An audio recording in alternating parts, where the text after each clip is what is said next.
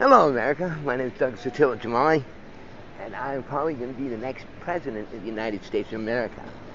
The shit has now just hit the fan with the press worldwide, and I'd like to introduce that to you now here. So, the first one I want to start out with is, if you don't go by the law, then there is no law. And with that being said, after my declaration of war upon America is the fall of democracy. And this has to do with fair right to the presidential ballot. With that being said again, I had 270,000 signatures to put my name on the ballot against Trump. 405,000 signatures, including the 270,000 from before, to put me on the Biden election. Okay? They were all in on time and in order. So, the government basically refused it and put a gag order on me and completely ignored me on all fronts. The government, the press, and the public. Okay? So, with that, we have a First Amendment cause in the Constitution. And this is about when you suppress one man's voice, you suppress all men's voice in America. Okay, so to get my voice out there, I had to declare war upon my country. As one man who declared war upon his own country. That one man is most likely to restore our government now that it has failed. The First Amendment clause to protect freedom of speech is about one man, and only one man, is allowed to declare war upon his country at any time, and if there is no other, he's guaranteed certain rights and privileges to make sure that his voice is heard by the whole nation. The president has 10 days to acknowledge, and if no action, it goes to the governors, and they have 2 more days to review. After that, it goes to the military, and they are to protect that man until his voice is heard. The country goes into martial law if the declaration of war is not publicized. Okay. With that being said, one citizen who declared war becomes the president if, right, any country declares war upon America. Any state secedes or threatens to secede from the Union.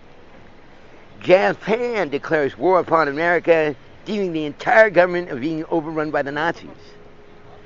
And if he is kicked by force of any of the following: his property, his stage of descent, beaten in any manner to impede his voice, arrested and or incarcerated for any reason, harmed in any way by officers of the law, admonished from his own property or public stage of descent. Now, after which, if any of those have happened, I become, or becomes instantly, the President of the United States of America and the Commander-in-Chief of all the armed forces of America. The government has failed, and he now gets to rewrite the government from scratch and do what is necessary to ensure no civil war breaks out and make sure America doesn't declare war on any country or engage in any military action, and arranges for a popular vote for President ASAP. So with that being said, I'd like to let you know that you can find more information about this on my Facebook account. And in the transition, well, you might have seen the poster out there. It's called Hope Rides Again, on the helicopter pad, setting the standard of what one American man could do as president for one day. More services, better of them, with no taxes. Put an end to poverty in the human race for the rest of its existence.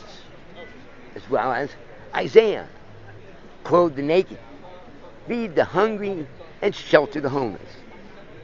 Free health care for all, citizenship for all as a nation without borders, meaning anyone can apply for citizenship anywhere in the world, in any country, at any time.